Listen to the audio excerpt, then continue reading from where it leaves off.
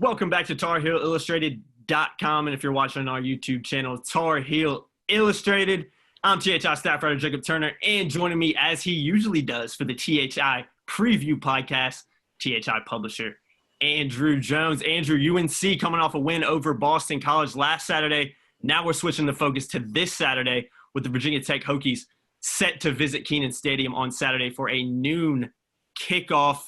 Big game from the Tar Heels. Virginia Tech's a team they haven't beat since 2015. I know a lot of Carolina fans will certainly remember that game and how that one finished, but it's been a long time since Carolina has got a victory over Virginia Tech. Virginia Tech currently sitting with the same record that North Carolina is, both at 2-0. AJ, first thing I want to talk about, Virginia Tech's looked good this year. They've got a win over State, a win over Duke. They've looked pretty good in their opening first two games, obviously undefeated right now. And sacks and QB hurries have been a really good, really big positive for this Virginia Tech defense.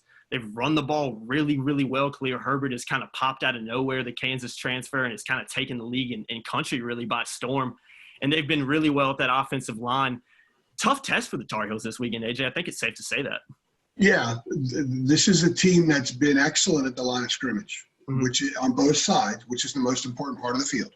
Most important part of the field is where the ball snapped and all that stuff that gets done there, because everything else kind of builds from it. So they've been really good run blocking. They've been, and it's not just that Herbert's been sensational.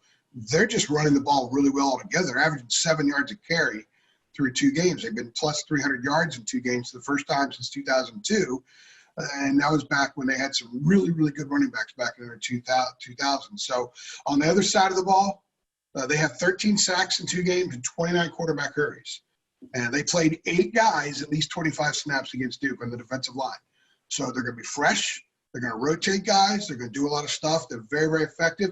Their offensive line is very solid. This is an enormous test for Carolina at the line of scrimmage, and it comes at a time when the Tar Heels are a little banged up on the offensive line and don't have much depth.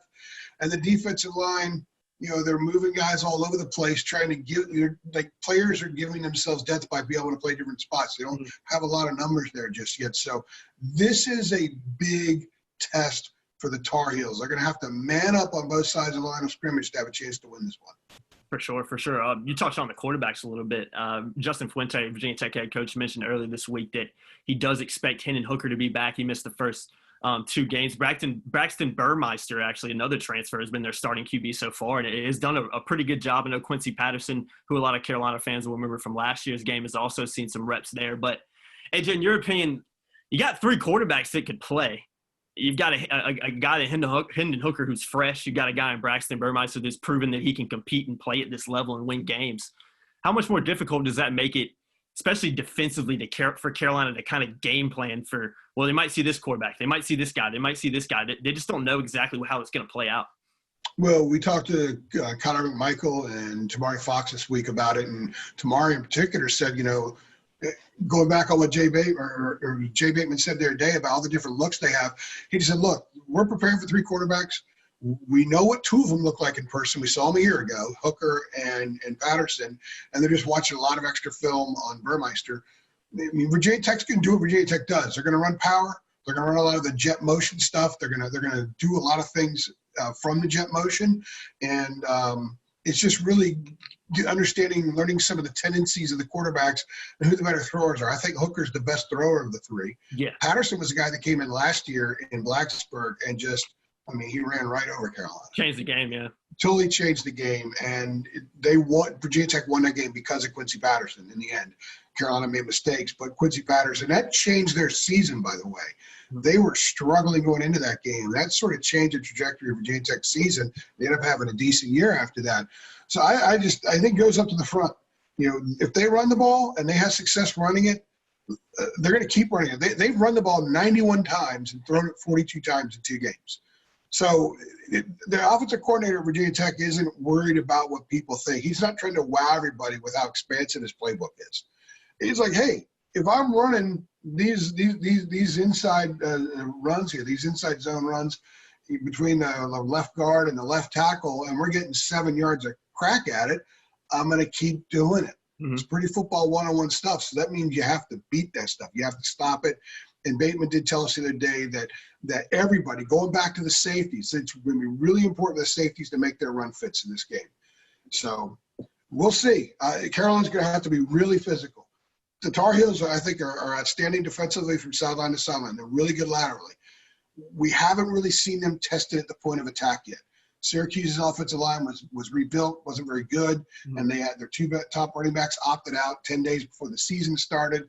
And then Boston College didn't really threaten them. They only ran the ball conventionally like 10 or 11 times, something like that. So this is going to be a very different test for this team. We're going to learn a lot about Tamari Fox and Jaleel Taylor and Ray Vahasek and all those guys. And the linebackers, Chaz Surratt and Jeremiah Gemmel, they're going to have to be extremely physical in this game because that's the only way to force Virginia Tech to be something it hasn't been yet, and that's to use the passing game. I think if they force the Hokies to throw a lot, then it increases the Tar Heels' chance to win the game.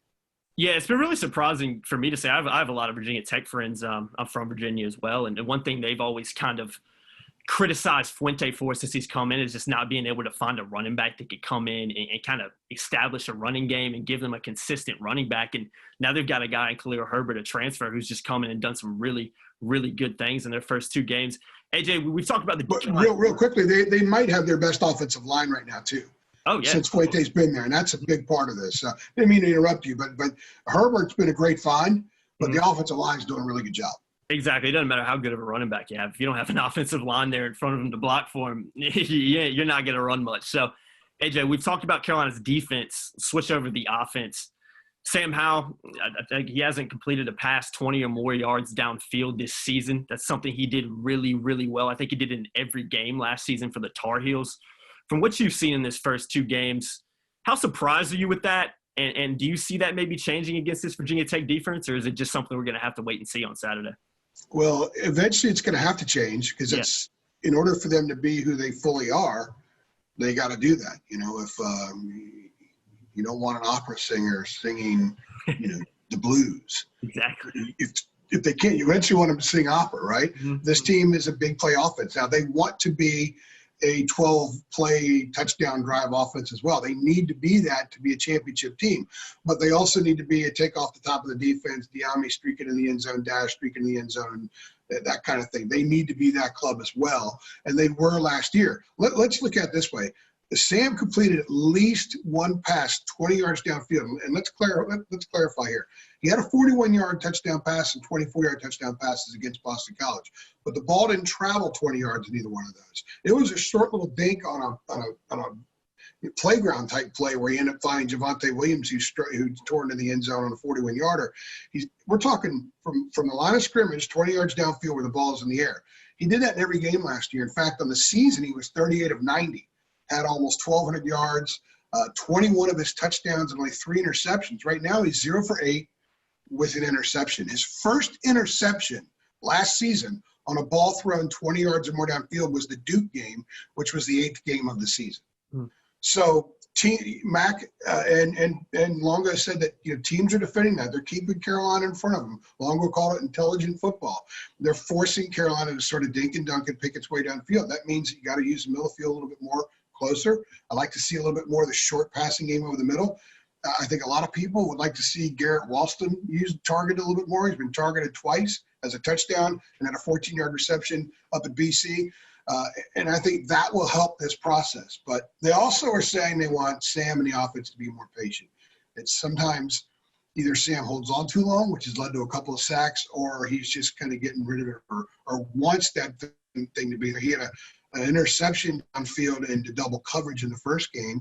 And then he had one against BC that was called back because of a penalty that wasn't on the ball that he also threw into double coverage. So they want to see more patience, but they need to hit on those. You got to be who you are.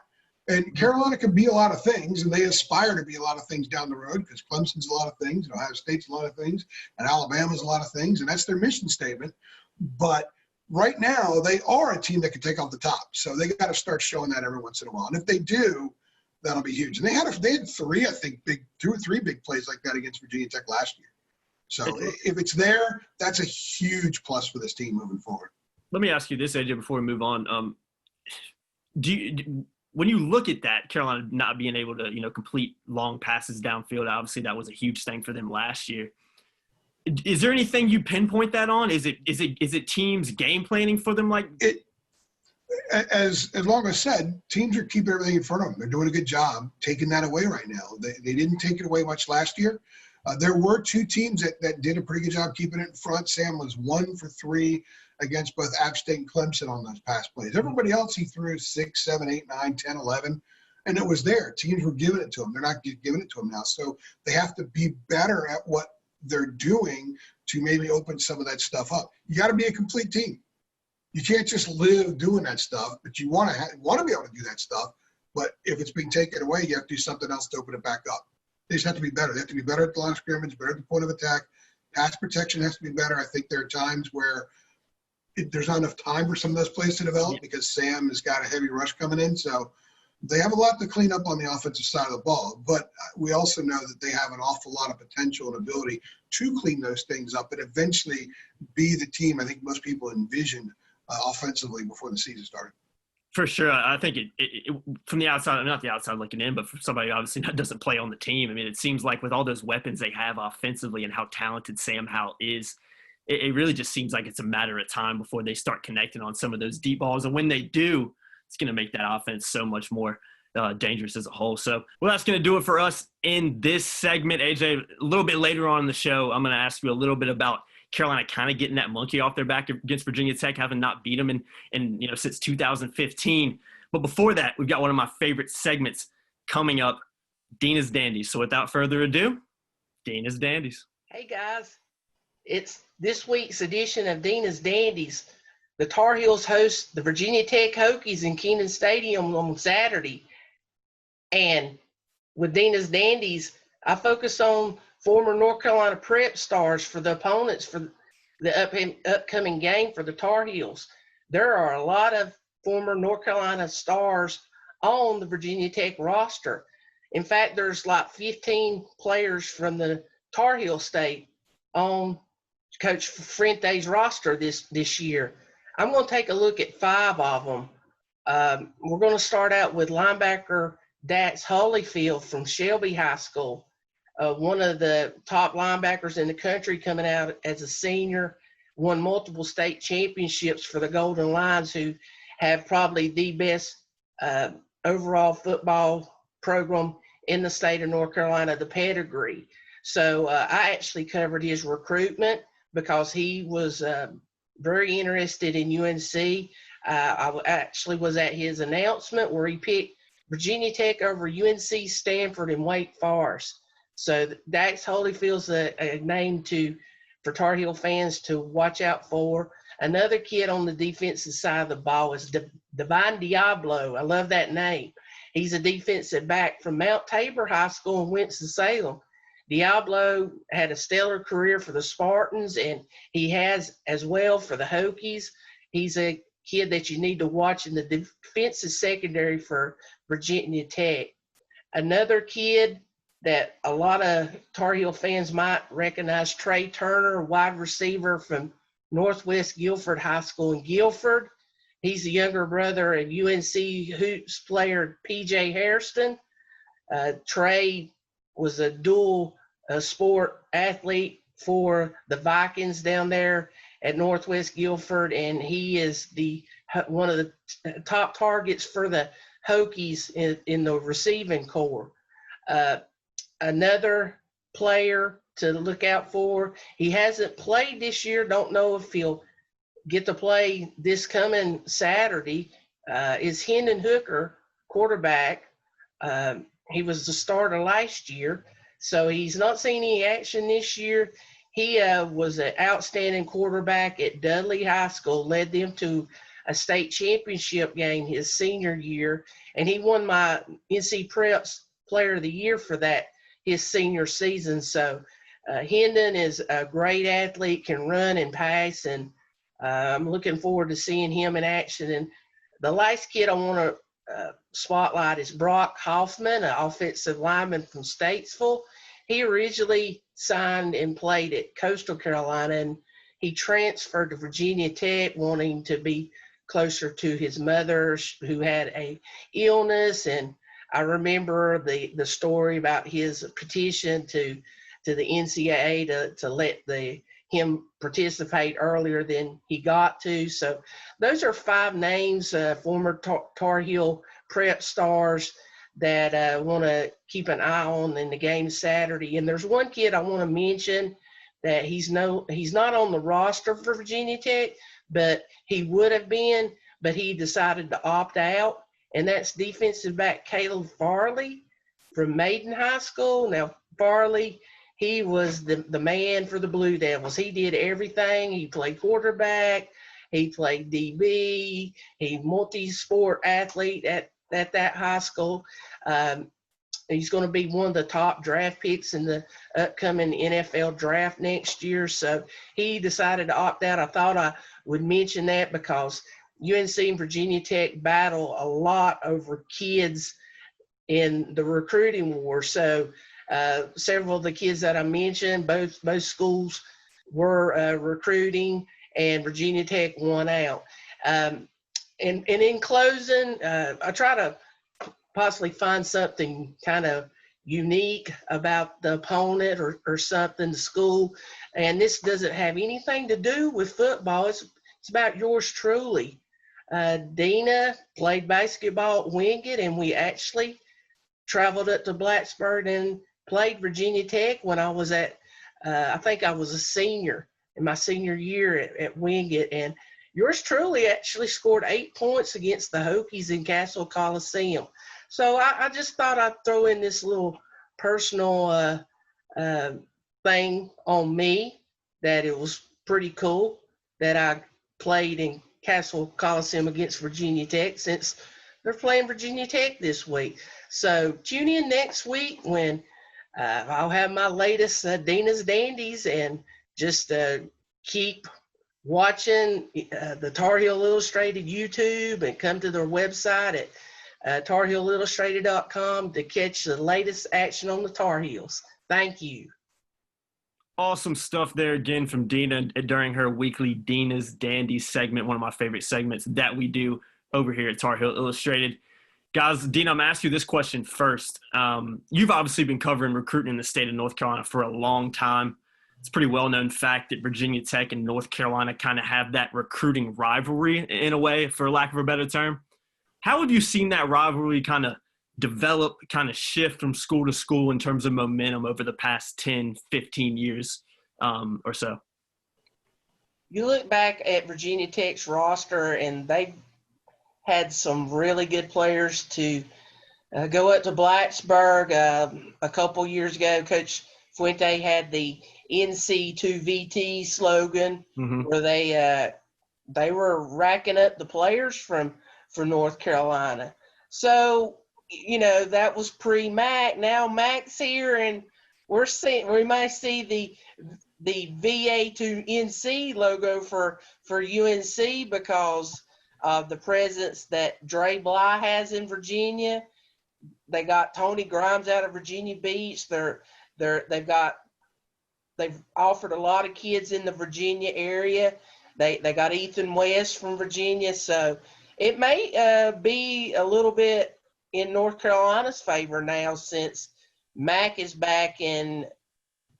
I figured that the 2022 class is going to be a heavily recruited area in Virginia for North Carolina. For sure, AJ. Deana, I was gonna ask you well, the same thing. let me just comment on that. Deana, it's not just Virginia. Those kids you just mentioned in your Dandies, where are they from? What part of North Carolina are they from? They're mainly from Western North Carolina, Piedmont. That's it. Hook. I don't know how hard Carolina recruited Hinden Hooker. I remember seeing him at one of the quarterback camps at Carolina, and I thought to myself, that guy looks like a small forward, and he was just developing. He was still young. I think he was a sophomore in high school, and you could see so much raw potential there. But think about Dax and think about some of the other guys. It's not just getting Virginia kids. It's Carolina winning those battles out where you are, Deana, in the Triad, and even further west. And that's, I think, what we're really going to see another difference. And Carolina's already started to turn that tide on the trail. Well, there were several guys that I didn't mention. There were 15 kids on that roster. Charlotte was really heavily listed on that roster too, but I could only go into 5 kids, but Virginia Tech has 15 kids, and North Carolina's a fertile recruiting ground, so why wouldn't they?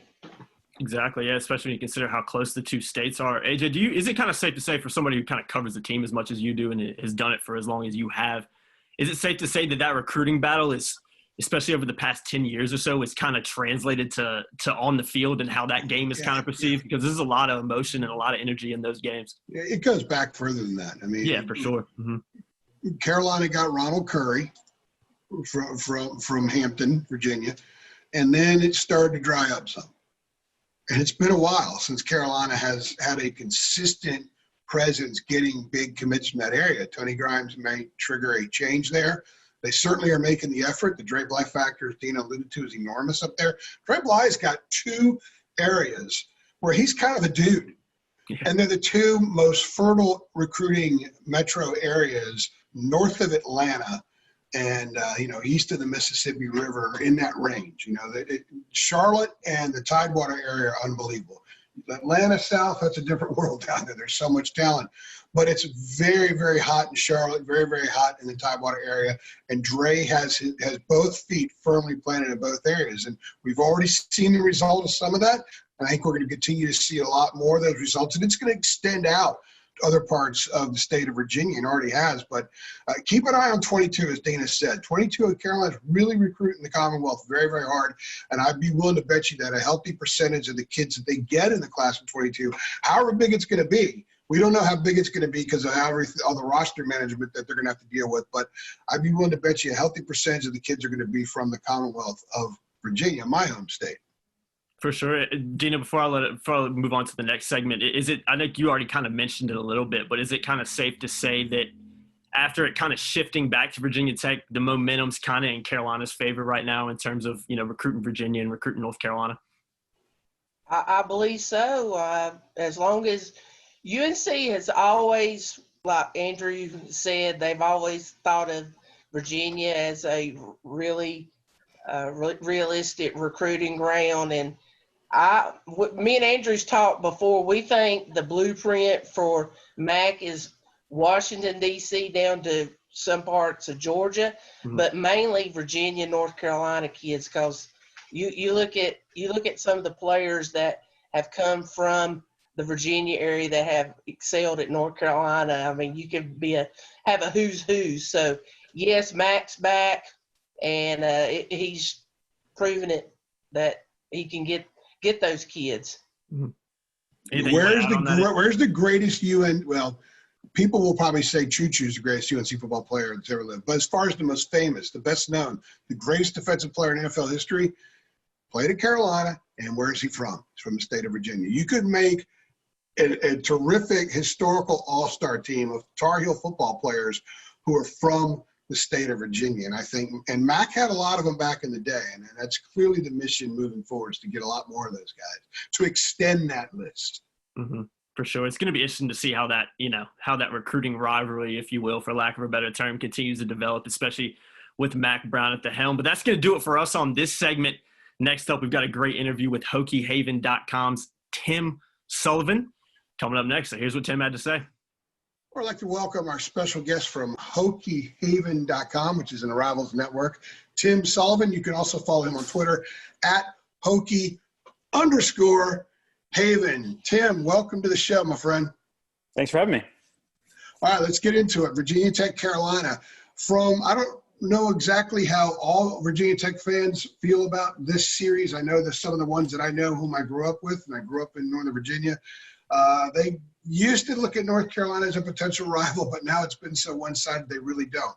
UNC fans, on the other hand, view this as perhaps the program in the ACC that they might dislike the most at this point, perhaps even passing by NC State. How would you characterize how Virginia Tech fans view this series? Yeah, I think it's somewhat similar to what you said at the beginning there. It's something that Hokie fans really want to have be a very competitive series on the winning side of most of that competition. But they feel like it's an important kind of a local-ish rivalry to kind of have somebody other than just UVA who you can really lean on and say that's the team that we want to make sure we beat every year. Obviously, both teams recruit a lot in the state of Virginia and in the state of North Carolina. So they go head-to-head on the recruiting trail quite a bit. And especially as Mac Brown's staff has come in and made that quite a bit more competitive or maybe uncompetitive in favor of the Heels. It's something that Hokie fans are hoping to get their revenge on the field. Now, this weekend, the kickoff at noon in Kenan Stadium, there will be a little gathering of about 3,500 people. So otherwise, it'd be a pretty hostile environment. Now, how many players that did not play the last 2 weeks for the Hokies? They missed 20-plus guys each of the two games. How many of those guys are going to be in uniform in Chapel Hill? Yeah, they've kind of continued to keep some of that a mystery. Obviously, leading into the first game, they publicly didn't even kind of reveal that it was going to be as many guys out as it was. They obviously wanted to keep that secret for competitive reasons. It was 23 guys in the first game. It was 21 last week. So we'll see what it turns out being. I think the way that they've talked about it in the last several days is not necessarily that there will be any more or fewer guys out, but it's going to be a different set of guys as this coronavirus outbreak kind of works its way through the Hokie roster. They've said that the guys who have already had it have consistently been testing negative. So, as guys return from their 14-day quarantines, it's something that they are expected at least to be available for the rest of the season. I think the most important one is that includes quarterback Hinden Hooker, who is not on the coronavirus list, but did miss plenty of the preparation for the season with an injury. He's been back in practice for the last 2 weeks, and I think we saw last week against Duke that Braxton Burmeister certainly can provide something at the quarterback position, but when Hooker is available, he has to be the guy. Basically, we have a year of evidence that he's a high caliber guy, and the expectation is that once he's fully back in the system, fully kind of tuned up in practice, which we don't know if he's going to be quite yet, that he's going to be the guy. Now, if you look at the breakdown, the snap chart from Saturday's game at Duke, the front line, they play 8 guys a lot. Looks like they're pretty healthy, have a lot of depth there.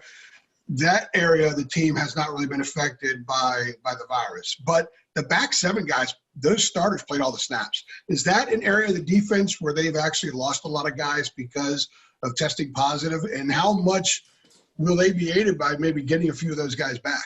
Yeah, not only did the 5 guys who started in the secondary play basically every snap except for 2. There were 2 backup snaps in there. None of those guys except for Chamari Connor, who's kind of their hybrid nickel player. None of those guys are starters. Typically, 2 of them were walk-ons and 2 of them were true freshmen. So it was a big situation where, it was pretty rough to not only have those guys play every snap, but having those specific guys have to be forced into that situation. A couple of the cornerbacks are supposed to be back this weekend. We'll see how many of them are completely coming back, how many of them are kind of working their way back into the lineup because they have missed practice. Obviously, they are dealing with a respiratory issue that can work havoc on their fatigue. So we'll see how many snaps they're able to play.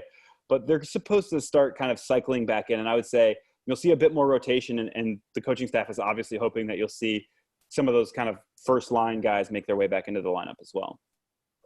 Tim, I know the running game especially has been a big positive for Virginia Tech through the first 2 games. I think in the first 2 games they've had 300-plus yards on the ground in each of those. I think they're averaging something around 7 yards per run as well. So it's been a big strong suit. What makes – I know Khalil Herbert's gotten a lot of attention, but what makes that ground game so talented and so successful so far this season? Yeah, you mentioned Khalil Herbert, and he's been a huge part of it. The Hokies have been struggling ever since Justin Fuente's staff arrived in Blacksburg to find the running back who could be the guy. They found it in Kansas grad transfer Khalil Herbert. He has the sort of talent that they just haven't had in the past 4 years. But the bigger issue in terms of kind of getting over that hump has been having experience and talent at the same time on the offensive line. I think this is the first year that you've had both of those. They had talent early. They have been just so inexperienced the past couple of years. Now they have guys who they returned all 5 starters from last year and added a couple guys who are starting over some of those players. A transfer from Coastal Carolina and Brock Hoffman, who had a pretty well-publicized spat with the NCAA over his immediate eligibility a year ago. He's been an anchor in the middle, but it's been about just the same guys from last year, mostly growing up a little bit, and Herbert having the ability to take what holes are there and turn them into 70-yard gains. They haven't had somebody who can do that in quite some time. We talked to Tamari Fox, a defensive lineman at Carolina, and asked him what it is about Herbert that impresses him. And he said, for a 5'9" guy, that sometimes those guys are kind of hard to find. They're usually scat backs. But he said the difference with Herbert is that if he meets you at the line of scrimmage, at the point of attack, he's physical enough to run guys over. He can punish you like he's a lot bigger than he really is. Is that what you've seen from him? Is he sort of a guy that can handle any kind of run and bust it open from any spot on the field? Yeah, definitely. He's very happy, like you mentioned, despite his size, he's very happy running on the inside. Now we'll see how successful that is when it's not against NC State and Duke, a couple of defenses that probably don't have the same level of talent that the Tar Heels do. But certainly he's not going to shy down from that assignment or from that responsibility. And that's something that, regardless of how successful it is, he's going to dive in there time and again and try and get what he can. Whichever point of the line that the coaches direct him to, that's where he's going to go. Through 2 games, 91 rushes, 42 passes thrown. You don't see that a lot in 2020 college football. Is it because they're so good in the ground game, or is it because they're suspect in the passing game? And if they get Hinden Hooker back, how much do you think those numbers might balance out a little bit more? Yeah, I think a big part of it is that Burmeister has been a bit of a liability in the pass game. Now he has the physical ability to make every throw that you want, and he can even make those throws all very accurately, but his decision-making has been such a problem in the pass game. They've relied on not only Herbert, another transfer, Raheem Blackshear from Rutgers, has carried the ball quite a bit, and Burmeister himself has gotten the job done with his legs, and that's something that has been not necessarily a surprise, but a very pleasant addition to the lineup. When you add Hooker back, though, you get pretty much the same level of rushing that you do from Burmeister, and you get much better decision-making, maybe a little bit more conservative decision-making in the pass game. But that could be what this team needs to kind of open things up a little bit and, kind of complement the running game that's obviously working at every high gear that you can possibly imagine. Tim, to focus on the quarterback situation a little bit more, I know obviously Burmeister's been the guy so far this year. Quincy Patterson has gotten some reps as well, and Quincy Patterson was the guy who came in last year in Blacksburg in that 6 overtime thriller and just torched Carolina towards the end of that game. I know Justin Fuente also mentioned on Monday he does expect Hinden Hooker to play this weekend. How do you see that quarterback situation shaking out? Is it the Hinden Hooker show now, or is it very likely that we're going to see 2, maybe even 3 guys against Carolina? Yeah, I think there's a really good chance that you see as much of each of them as the coaching staff feels like they need. They want Hooker to play. He is kind of the overall package, whereas Burmeister and Patterson are both Patterson has a little bit more of the huge arm that you look for, but both of them are more a running focus rather than passing focus. They can't execute with the decision-making and accuracy that you want in that phase of the game, but they're both more physical and faster runners than Hooker is. So I think you're going to see packages for each of them. Probably more so Burmeister, I would expect to still get the start just because they're still trying to ease Hooker in and make sure that he's comfortable coming off of an injury. So that's the sort of thing where they want him in the game, but not in a role that is going to kind of risk him being injured or even just being scared of being injured and not executing for that reason. So I think you'll at least see those two. And there's a really good chance that you see a little dose of Patterson when they want to move the game with a little bit more muscle rather than speed. As I said, I grew up in Virginia. I have a lot of friends who went to Virginia Tech, and some of them are passionate football fans. And I get constant DMs and text messages and emails from them about Justin Fuente. They're just constantly complaining about him. No positives whatsoever. I actually DM'd one of them the other day, and I said, hey, 2-0, number 19 in the country, running the ball like crazy. You still upset? He said, I don't want to see him win because he's going to keep his job if he does.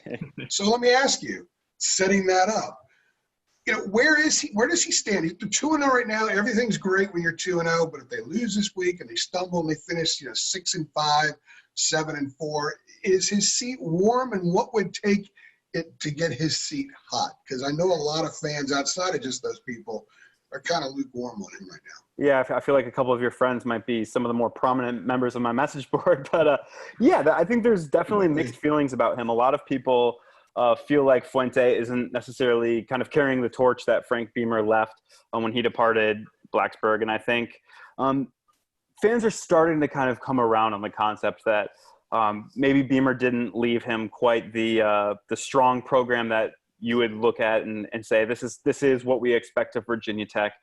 The results had fallen off a little bit, and particularly the recruiting had fallen off a little bit. And I think people realize now that the 2017 through 2019 seasons were the guys that should have been the upperclassmen, and there just weren't a lot of bodies there because so many of those guys washed out. So many of those guys just didn't work out in terms of whether that's discipline or their just a football ability. A lot of them weren't here anymore. Now that you're seeing some level of success with a lot of underclassmen, I think, all 5 of those offensive linemen who I mentioned returning this past year were all Justin Fuente recruits, and you could see the notable upgrade from what Beamer had kind of left in Blacksburg. Fans are starting to come around a little bit and see maybe he didn't walk into a rosy situation that he should have maintained. He kind of did have to rebuild in the way that has happened over the past couple of years. Now, that said, this is supposed to be the year that it all pays off. So if it doesn't pay off, certainly a lot of those people who haven't been super happy about the way it's gone over the past couple of years are going to be very vocal about that again, because, with a fairly large senior class heading into the 2017 season and very small senior classes the couple of years since, this should be an experienced and talented team. And if they live up to the expectations, I think everybody's going to kind of say, water under the bridge, we're Fuente guys now. But if not, certainly there's always going to be that vocal part of the fan base that says this guy maybe doesn't understand the Virginia Tech thing or something like that. It's interesting, before we let you go, I don't know how much you know about NC State basketball history, but I covered the Herb Sendek situation in NC State. And 5 years in, there was a huge percentage of the fan base that just made up their mind. They didn't like him. They don't want him to succeed. They're never going to support him. He goes to 5 straight NCAA tournaments, wins 5 or 6 games, a couple Sweet 16s. They still wouldn't give him the benefit of the doubt. And the sense that I'm getting from my buddies back home is that they have the same sentiment about Justin Fuente that a lot of those NC State fans had about Herb Sendek. He's almost at a point where unless he wins it all or wins an ACC championship, he may not win some of these people back. Yeah, it reminds me, I covered Michigan back in the mid 2000s, and sort of the Rich Rodriguez situation. Now, obviously, he never managed to turn it around on the field, but the guy who came after Lloyd Carr was always going to be in a really tough spot. You could say the same thing for the guy who comes after Frank Beamer, and I think Fuente is starting to win people over, honestly, a little bit more than I thought he would be able to. So if this year goes as planned, maybe that, again, will all be water under the bridge, but for now, he still has some work to do with the fan base for sure. Fantastic stuff. Tim Sullivan from HokieHaven.com. Go check out his work. There's a lot of great stuff up there. And follow him on Twitter at Hokie_Haven. Thanks a lot, Tim. Yep, thanks for having me. Thanks, Tim. Awesome stuff there from Tim Sullivan from HokieHaven.com. Really enjoyed him coming on, taking some time out of his busy day to talk about the matchup this weekend and more specifically what we can expect from Virginia Tech on Saturday. AJ, last time Carolina beat Virginia Tech, 2015, kind of crazy to think. You were at that game, Frank Beamer's last game. What do you remember about that matchup? Obviously, the Quinshot Davis, from somebody who watched it on TV, the Quinshot Davis catch in the end zone is probably what stands out to me the most. But that was also a game where Carolina didn't play well and kind of found a way. I know Marquise Williams didn't take care of the ball very well either. And I think it could have been a very different game had some other things, gone differently, and it probably wouldn't have gone down to the wire like it did. I remember a lot. It was a couple of things. First of all, Metallica did a special Enter Sandman for that game. There were rumors they were going to be there, but they weren't. I don't know if they did it live or not, but they showed it over the video board. They may have recorded it that morning or the night before, and it was a special Enter Sandman for that game. So that was pretty cool. The Beamer history. I covered Virginia Tech quite a bit when I was at Fox Virginia Tech football. And you got to appreciate what the man built and the patience the program, the school had with him back in the 80s and early 90s when it wasn't working for a while. But as far as the game goes, Carolina, they haven't played many football games in their past where there was some kind of brass, some kind of trophy that was awarded at the end. They would earn at the end. And they got that because they clinched the Coastal Division on Quinshot's amazing catch. They were the better team by far for most of that game, but they kind of had some mistakes in the fourth quarter and let the Hokies stick around. But they got the W. We were talking about BC. You just get a W, man. You keep winning. Doesn't matter how you win. They can't kick you out of the winner's circle if you score more points than the other team. So there were a lot of things about that game. Another thing, too, by the way, Jacob, is that's the the largest media traveling contingent for an out-of-state road game for North Carolina or NC State that I've ever covered before for a regular season game. That was pretty impressive. There were a lot of North Carolina media members there at that game. It was a big deal. Larry had achieved something pretty significant because he did that with the cloud hanging over. There were a lot of storylines that came out of that game. And that, by the way, is the last time 2 weeks later was the last time North Carolina was ranked in the top 10. They were number 8 going into the ACC title game against Clemson. They're now number 8 going up against what I believe the program that is their biggest nemesis this week. For sure. I think everybody can agree that Virginia Tech's a program that I think UNC fans don't like Virginia Tech fans, and I think it goes the other way as well. I think and we've seen that, like we talked about kind of in the recruiting circle, we've kind of seen it translate over to recruiting as well as on the field on game days, AJ. But one thing I want to talk about before I let you go is that, 6 overtime thriller in Blacksburg last year. This is one of my favorite things to mention to some of my friends and family that kind of asked me about my experiences over the last couple of years working with Tar Heel Illustrated. And I had 6 overtimes last year in Blacksburg, and we go back up there for a basketball game and have 3 overtimes. So last year I was in Blacksburg for 2 games, 9 overtimes. I'll never forget that. That's one of my favorite. I don't want to say stats, but one of my favorite things to bring up in terms of covering. But I know that 6 overtime game for me, that was a game that I can understand from a Carolina fan's perspective. If you were watching that game, how frustrating that could have been. Because I remember after like the 2nd or 3rd overtime, just turning to you and being like, I think they should just call the whistle and tell everybody just to go home, because neither team wanted to win that game. It was actually pretty comical at some points how Carolina missed field goals, Virginia Tech did things, and Virginia Tech ends up winning it. But it was just a game that it looked like both teams just didn't want to win. It was crazy. No disrespect to Virginia Tech at all, but Carolina, found ways to lose both those games. Both of them. Mm-hmm. The football one, I actually think that was the most gut-wrenching loss for UNC last year. I think it was the biggest loss, more so than Clemson, because remember what the message was coming out of Clemson. Mac told us later in the year, they actually gained confidence that game. Mm-hmm. They found something that game, and they used that to build on. There was no confidence coming out of Virginia Tech. I mean, they felt like they were the better team. They felt like they should have won the game, but they didn't. And when that happened, it's just going back to BC again. When you do find a way to win, it totally changes your psyche about a performance and how you are moving forward. So they did come back and beat Duke the next week, and they beat them on one of the last plays of the game, an amazing play by Chaz. But that was a huge loss. It was a gut-wrenching loss for those kids.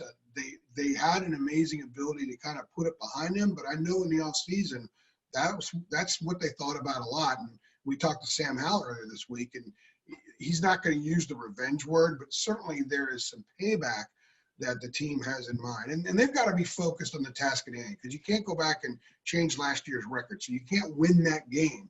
But any added fuel, any healthy added fuel you can get going into a game, I think coaches embrace. And especially when it makes a lot of sense, and I think this makes a lot of sense, they just need to beat Virginia Tech. It doesn't matter how they do it. This program needs to beat Virginia Tech. They played 16 times since the Hokies joined the ACC. UNC is 3-13. One of them was the win we just talked about in overtime. Another one was a Barth field goal at the end up on a Thursday night up in Blacksburg. The other one was a touchdown win at home. They're 1-7 in Kenan Stadium against Virginia Tech since the Hokies joined the ACC. So revenge, nah. I mean, it's a good thing. Any little thing you can get is fine. They just need to go out and play a good football game and win the game, because the only way this program is going to continue to ascend up that mountain, a big part of that is leaping over the Hokies. And right now the Hokies are a giant wall in front of them that must be scaled. AJ, last thing I want to mention, I know it's not football, but that basketball game, 3 overtime, it was kind of like it was almost like a direct representation of that football game in terms of Carolina just had every chance to win it and let kind of Virginia Tech force it to overtime in the first place, and then Carolina ends up losing. What do you remember about that game real quick? The same thing. I mean, the same stuff. They actually were coming along, and Leakey played pretty well point guard. I think he had 9 and 8, 9 points, 8 assists. They were a pretty iron group there. Francis played some off the bench, but they, Tech played a ton of minutes. He played 48 minutes that game. And, we could say the same storyline about most of the basketball games last year. We're not really have to change much of what we say.